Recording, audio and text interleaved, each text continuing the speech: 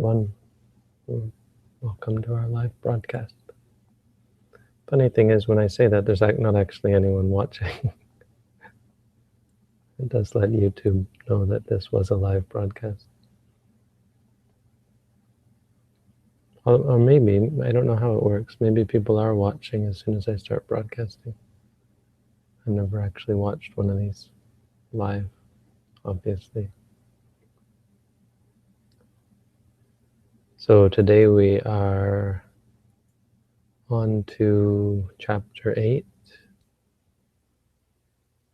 And we are going to number 76. These are really interesting. I like these ones. Appamattika. Appamatiko. Appamattika. These are insignificant. Appamattika esa bhikkhave parihani. Or no, this. These. Parihani. No, this. Parihani means loss.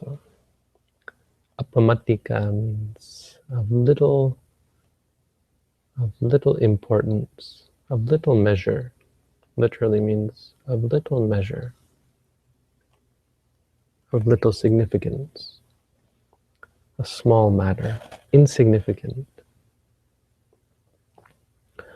This loss is insignificant, monks. That is to say, the loss of relatives.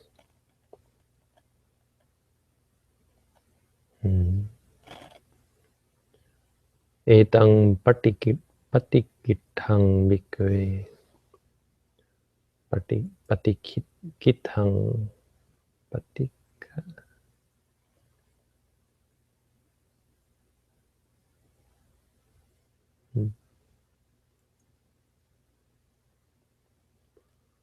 Patikita.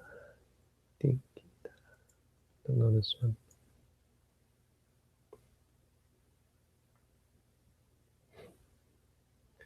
I don't know what this word means.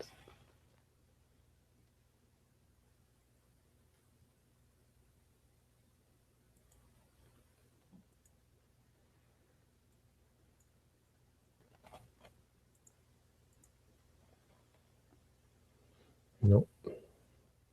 Anyway, I'm assuming it means the opposite of appamattika. He says the worst. Patikitang. The worst, that is the worst. The worst of losses is the loss of wisdom.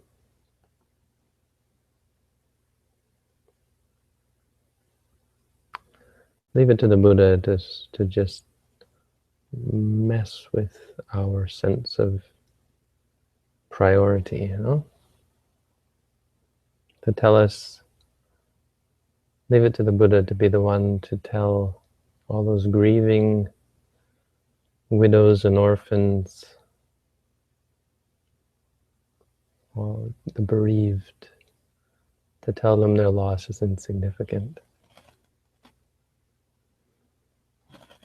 Buddhism works on really on a whole other level,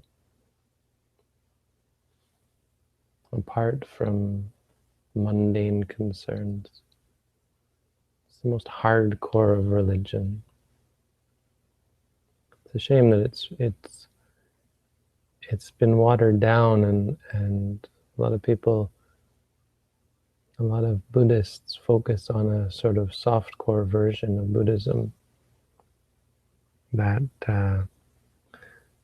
focused on worldly things and social welfare, therapy, stress relief. And Buddhism deals on a whole other level beyond worldly concerns. When you think about the Buddha story himself, what he went through, the losses that he went through, I mean, that's really the point, is this is so much bigger, so much more profound than just our ordinary concerns. We worry about the most ridiculous of things. And many we recognize as ridiculous. We worry about a pimple. We We worry about our weight. We worry about what other people think of us. We worry about our grades. We worry about our employment. We worry about money. So we worry about things, and we put an increasing level of value on these things. So a pimple might be most ridiculous. You think, okay, well, it's not really worth worrying about. What other people think about me, though, well, that's a little bit more important. And then my study, and then my work, and money, and these kind of things. And way up here is our relatives, our own health, our own life, the life of other people, our relationships, things that we believe have some sort of meaning, importance, worth worrying about, and that the loss is somehow significant. It's really not. This is the Buddha's teaching here. These things are still very insignificant. They're completely insignificant. There's no meaning. There's no value to that loss. Or if there is a value, it's far, far. It's not that there isn't a value. It's just compared to things that are actually important, it's insignificant. I mentioned this before, I think, but when I was taking Buddhism in university, one of my friends who was a Catholic came up to me after a class once and just said, Buddhism is just, it's such a relief. The idea that you could keep coming back again and again, that you don't just have one chance. That's Buddhism. And it's true. It really is a mind opener. It's a relief from all the worries and stresses, all the things we have. I mean, imagine being Catholic and having to worry about going to hell for eternity, The things we worry about. Buddhism really blows the roof off of all that.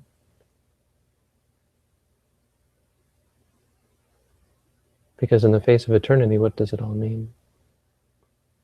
Even hell isn't terribly significant, because it comes and it goes. When you think of eternity, when you think of time erasing all things, it's not just that in 100 years we're all going to be dead, that's for sure. But in 1,000 years, no one will remember us. In 100,000 years, there'll be no trace of us. In 1,000,000 years, there will be no one, the universe will be nothing like it is now. And all of that is coming, all of that is real, all of that is in the near future. 1,000,000 years goes by in a flash. And then it comes again and again. And it's not just a long time. Eternity is not just a long time. What it means is that there can be no meaning to these things. To some event, these things that we cry over, that we mourn, that we worry and fret about, and consider to be important. There's only one category of things that can be important. Those are the things that we carry with them, qualities, wisdom. It's the difference between worrying about the ocean and how you're going to cross the ocean, and worrying about the boat. Our lives are like an ocean, the world, the universe. Our experience of samsara is like an ocean. And we worry about the weather, we worry about the direction. And much more important is the boat, the ship, the vehicle. Wisdom is the vehicle. We worry too much about the circumstances in our life. Oh, am I going to get this? Am I going to get that? if you get the things you want and you're not ready to accept and to own them, to deal with them. When people wish for promotion, well, the question is, are you ready for a promotion? They wish for a relationship. Are you able to, how are you going to deal with the things that you get? How are you going to live with them? Because always getting what you want is not the answer. If you're spoiled and the things that you get spoil you rotten, they end up being a curse. The only thing that's really important is how you respond, how you react, how you interact. Wisdom is the most important, because it determines how you're going to interact with the things that you get. Loss of relatives, it's meaningless. Loss of wisdom, a person who has no wisdom, I'm not quite sure what is meant by loss of wisdom. The wisdom is not an easy thing to lose once you get it. It is possible. Mundane wisdom. But still, it's one of those things that's so valuable because you can't lose it. Well, it's harder to lose anyway. It's not like concentration. If you fix and focus your mind so that you never get angry and never get greedy, you can do it. But it's not as powerful as wisdom because it comes and it goes. But wisdom is very deep. And super mundane wisdom, the wisdom of a sotapanna even, there's no going back from that. But I think the point is the difference between wisdom and relatives. Don't worry so much about people. Don't worry so much about even people. It's a shock because there are many more things, other things the Buddha could have compared it to. They say even relatives, which is one thing that we mourn the most, right? What is the one thing that in this life that we mourn the most? If your father, your mother, your child, your sister, your brother, if someone you love, one of your relatives dies, it's one of the worst, right? And the Buddha says, insignificant.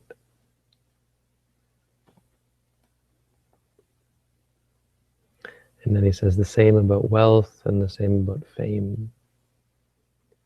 Insignificant is the loss of wealth, insignificant is the loss of fame. The worst thing to lose is wisdom. There's a quote.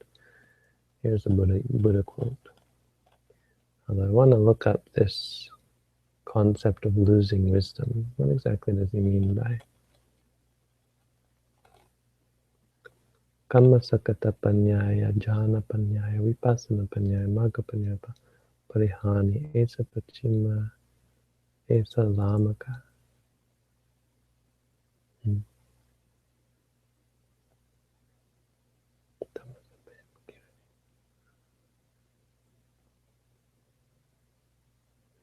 I mean, you can fall away from, I guess the point is you fall away from wisdom, or you become lost. I bet the commentary does say, but I don't really have time to go through it.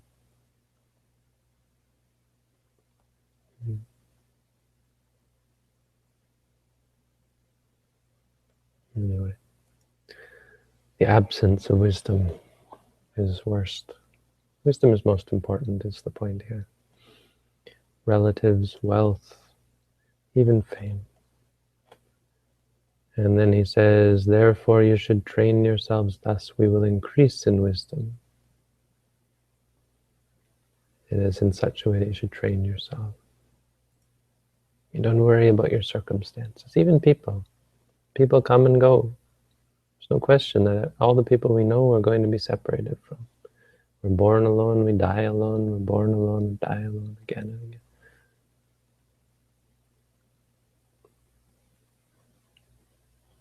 The people we're with, they come and they go. We're like, what is this? I think it's a poem or something. We're like trains passing in the night or something like that. The very brief time we have together. And yet we make the mistake of getting, it sounds cruel I suppose, but we do make the mistake of getting attached, and as a result we suffer. And that sounds like a terrible thing to say, but if you look at it from the point of view of a Buddha who sees people doing this again and again and again and again and remembers doing this again and again and comes to think, what is the point? Is this really, it seems worth it. It seems to us who can't remember anything that this one life is somehow rich, valuable. But if you look at it objectively, there's a lot of suffering in life. And then to do it again and again and again, you start to wonder what's really the point? And with the precarious nature of human life and the potential to be reborn as an animal or in hell, it's actually quite scary, because we don't know what we're going to be in our next life, which direction we're going to go. Again, because our vehicle is uncertain. If we're fixed and focused on our experiences, our minds can easily become corrupted. So we focus on wisdom. How should we increase in wisdom? The most basic fundamental wisdom that we're looking for is simply to see things as they are. This is important to understand. Wisdom isn't theory. That's not real wisdom. We learned in the Visuddhimagga on Sunday that there's 3 types of wisdom. Suttamaya Panya, from hearing. That's what you hear me say, or what you hear the Buddha say, or you read. Chintamaya Panya means from thinking, when you think and you use logic and reason. But the third one, Bhavanamaya Panya, comes just from seeing, from watching, what you learn about yourself when you meditate. Oh boy, I've got anger and issues. Oh boy, look at me hurting myself. Why am I doing that? Seeing the nature of your mind, seeing I'm hurting myself. No one else is hurting me. And the wisdom to see that the things that we cling to are not worth clinging to. Very simple wisdom. In fact, just knowing this is rising, this is falling, that's wisdom. It's the difference between seeing things as they are and judging them. When you don't know this is rising, you know it as good, as bad, as me, as mine, and all the bad stuff comes, all the problems come, attachment, aversion, that kind of thing. When you just know this is rising, this is falling, your mind is pure, there's wisdom there. You do it enough, it starts to sink in. Oh, this is just rising. Oh, I see. It's not really good or bad or me or mine. I don't have to control it. I don't have to force it. I don't have to be in charge. Pain, thoughts, emotions, none of these things are me or mine. None of them are good or bad. You start to see that. Oh, this is just pain. This is just thoughts. This is just this emotion. And you start to let it go. Anyway, so that's the little bit of Dhamma for tonight.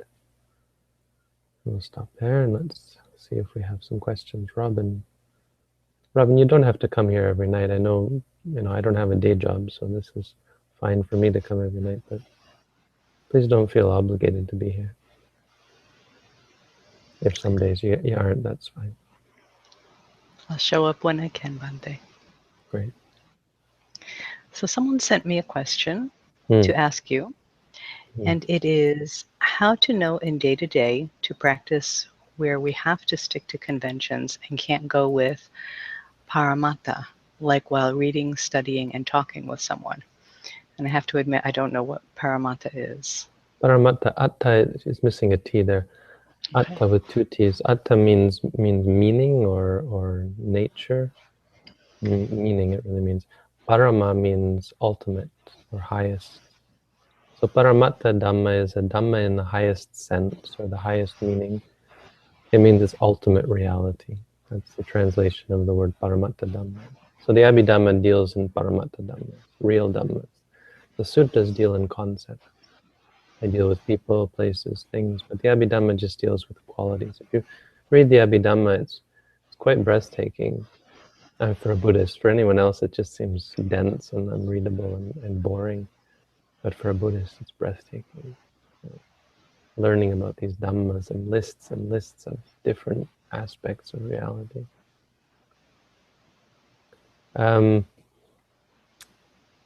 Right, so you don't have to stick to conventions. The reality is still there. When you're talking to someone, your lips are moving. There's a feeling of that. There are thoughts going through your mind. There are emotions. You can be mindful of all of those, even while you're talking. In between, the point is when you're reading, you're not trying to practice meditation. You're trying to imbibe some knowledge. So you can't meditate at the moment when you're trying to understand something. But in between moments, you can be mindful, and especially in between sessions. So you do 5 minutes of studying, 5 minutes of meditation, or half an hour of meditating, half an hour of studying, 5 minutes of meditating, that kind of thing. If you do breaks for meditation, or even just every moment that you remember to be mindful, just be mindful. As we learned yesterday or the day before, a moment of goodness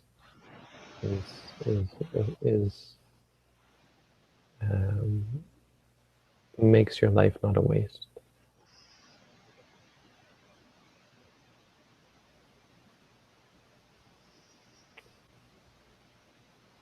We don't have any other questions. Just one and one more down below. Huh. There's one more. Bhante, is there a cumulative effect of wisdom over multiple births coming across the Dhamma in this life completely by chance? Seems complete by chance. It's probably not by chance. Well, it could be.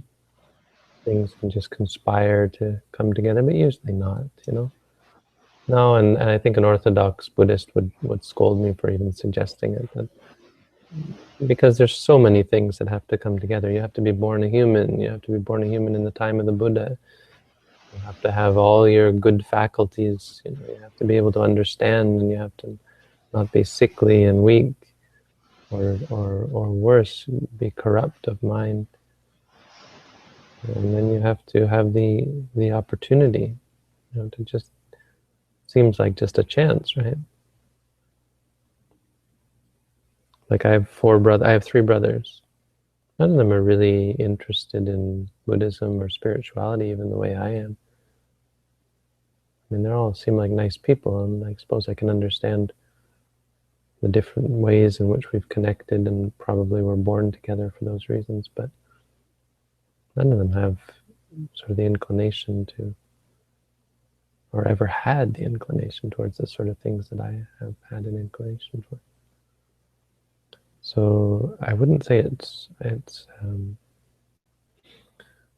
chance. I mean, consider becoming a monk. If you look at all the people who try to become a monk, this isn't to brag, because I'm nothing, I'm not some special person, but there's a group of us who really had an easy time becoming monks, and that's those of us who are still monks. And it seems like we must have done something different in past lives, because I never wanted this robe, and I've never have, and it's just never really been an issue in my mind. It was like, as soon as I learned about becoming a monk, it was like, that's it, But other people who have, even students of mine who have ordained, you can see there's something very different going on in their minds. They can't do it, they can't take it. They disrobe very quickly. Or after some time, they just can't take it. That's not to say that, but I would say very little of what we come across in our lives is most likely coincidence. Sure, it's hard to predict and it's complex, but the big themes of our lives are probably very much associated with past lives. So, but simply to answer your question, wisdom, of course, has an effect over multiple births. I mean, wisdom has an effect on the future. The future includes next lives, so everything we do affects our future in some way or another, big or small. And it's more complicated, the effects affect each other. The effects affect each other.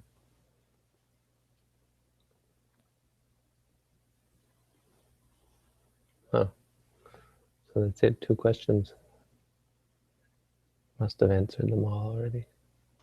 I think so. You had a lot of questions the last few nights, so that's fine. I mean, you've I'm not answered everything. really concerned about getting questions. It's nice when they come, but I was thinking, this is really this is for my one meditator who's here, and when meditators come, more meditators come, this is a chance for me to give them a little bit of Dhamma every day. So the fact that I'm broadcasting it is kind of actually secondary. I think that's fair to say. Even though you compare one person to hundreds and thousands of people who watch my YouTube videos, maybe it's not fair to say then, but it's a whole different issue because, as you know, doing the meditation course is on a whole other level, right? This is much more the important work that we're doing. It's very nice to listen to your Dhamma talks live, but it's nice to listen to them on YouTube as well. Here we have a new question. We do. Is the experience of attachment, then suffering the loss, required in order to rise above ignorance? No. The only thing that's required to rise above ignorance is seeing things as they are. Seeing that the things that you, not exactly, but the point is you have to have ignorance in order to let go of ignorance. And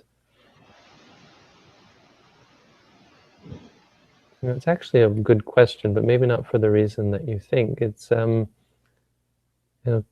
because you can have ignorance technically without craving, but I think that's just academic because ignorance leads to craving. We like and dislike things, we have partialities. Because we don't understand that things are impermanent, unsatisfying, uncontrollable. So all you have to do is see that things are impermanent, unsatisfying, and uncontrollable. And if you see that, that's considered the dispelling of ignorance. And as a result of dispelling that ignorance about things, about experiences, you won't give rise to attachment. So it's not about suffering the loss. That's all sutta and cinta. It's all thinking. You think, yeah, it's not worth clinging to because when I clung to it before I suffered. That's not really what we're talking about here. You don't have to see it like that. You just have to see that the things that you cling to are not worth clinging to.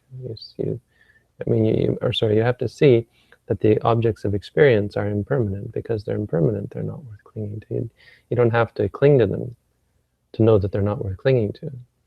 Once you see them clearly, you'd think it would be absurd to cling to such a thing. Why? Because it comes and it goes. It's gone in a moment. It's really not the sort of thing that you could possibly cling to. Bhante, I think we missed one last night, or maybe it came in after we signed off, but is it bad if you're a meditator and you don't get out that often and you don't socialize much? I've been told that it's unhealthy for me to do that. Bad if you don't socialize? Right, No, bad if you don't go out. the Buddha said, yatha eka tatha brahma, or something. I don't know quite the grammar. One is like Brahma. Brahma means God. When you're alone, you're like Brahma. Yatha deva tatha dve. Like the angels are two. So when you're together with another person, that's like being an angel. 3 people is like a village. 4 people or more, it's like it's an uproar, like a commotion. Being alone is great. If you don't socialize, don't worry about it. I don't think it's fair to say that you become a more... you have to find... I suppose that's not quite fair to say, because the question is, if you're alone, what are you doing? So just being alone in and of itself is not good. Or is not good. It may not be bad, but there's nothing good about it. It depends what you're doing alone. The point is that being alone allows you to do much more soul searching, so to speak, learning about yourself. And that's what's important about being alone. You can't easily do that when you're with it. But being with good people, on the other hand, can encourage you to spend time alone when you have good friends, but not socializing. No, I think it still stands, because if you're talking about getting out and socializing, it's a secret that most people don't know. It's not really worth it. And this idea that somehow socializing is going to make you happy, it's really not. It's just going to make you all neurotic, worried about what other people think of you, and addicted to company and enjoyment and pleasure, and even drugs and alcohol and all sorts of things.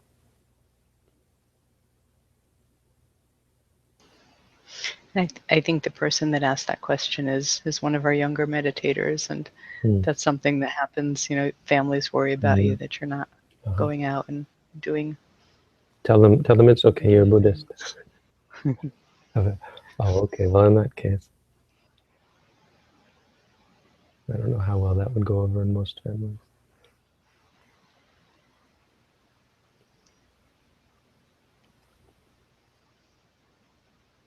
All right. Well, if you have more questions, you know where I'll be tomorrow. And good night, everyone. Thank you, Bhante. Good night.